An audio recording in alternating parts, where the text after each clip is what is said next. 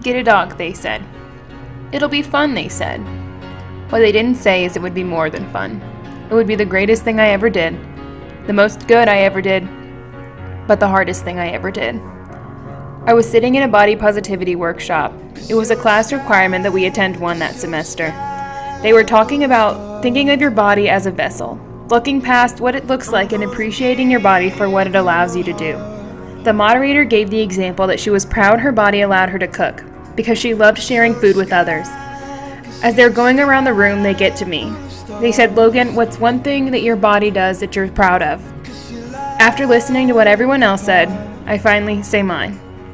I appreciate that my body allowed me to raise Watson.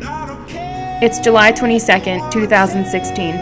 I drive up a long gravel driveway not knowing the impact that the end of the driveway was going to have on my life.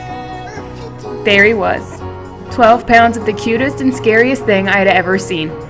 I was just a sophomore in college, 6 hours away from my mom and dad. I grew up with Pomeranians, and let's be honest, my mom did all the work. What on earth was I going to teach this 7-week-old golden retriever? I myself was still learning about this crazy world.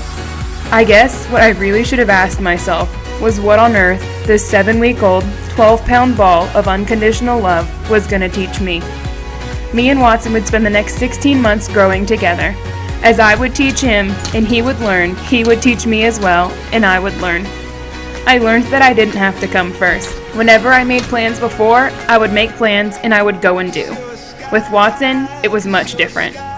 He would either go with me or I would need to make arrangements in advance for him to be with somebody else. My actions didn't solely involve me anymore. They involved us, and I had to start putting him first. I had also thought of myself as responsible, but I'm a firm believer now that you don't know what responsibility is until you have to keep something else alive.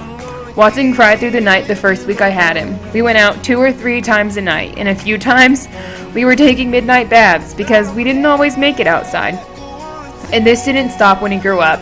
My days were planned, so I had time to let him go to the bathroom before I went to my next class or I went to work. I wasn't only packing my book bag for myself, but also for Watson. Keeping on me at all times, toys, poop bags, and cleaning materials for all those dreadful moments when you can't hold it in any longer. I learned a new meaning of love, one that was selfless and had no boundaries. I mean, if you can love something after they've had diarrhea in front of you and a full, packed-out dining hall, then I think that counts as unconditional love. The hardest love I had to learn was the love to let him go. Watson was born with the destiny to be a working dog for the Guide Dog Foundation. I was simply there to give him an experience of the world and introduce him to all kinds of situations that he could come across while working. I knew from the beginning our time together wouldn't be long, but boy oh boy, was it something sweet. Working with the Guide Dog Foundation is nothing short of amazing. You get this sweet puppy who knows nothing, and in 16 very short months, you have a dog who's almost ready to be someone's eyes. We all know that the day is coming, the day when you get that email calling your dog in for formal training. When my day came, it was as hard as everyone said it would be. You're so proud. This dog was born and raised to do this. Your dog was going to give somebody their eyes back and their independence back. Your dog was quite literally going to be a superhero. At the same time, you're losing your right-hand man, the one thing that you've spent the last 16 months growing with. Even on the bad days with them, they're not as bad. In fact, they're some of the best days of your life. Here we are in present day. Watson now lives in Portage, Michigan as a working guide dog, and I'm here telling you this story. Letting go and saying goodbye was the hardest thing I've had to do in my life so far. I miss him more every day. I'm not telling you this to discourage you from wanting to raise a dog with the Guide Dog Foundation. I'm telling you this because you know when you feel this way about something, that it was so right to do. As much as Watson gave somebody back their independence, I did as well.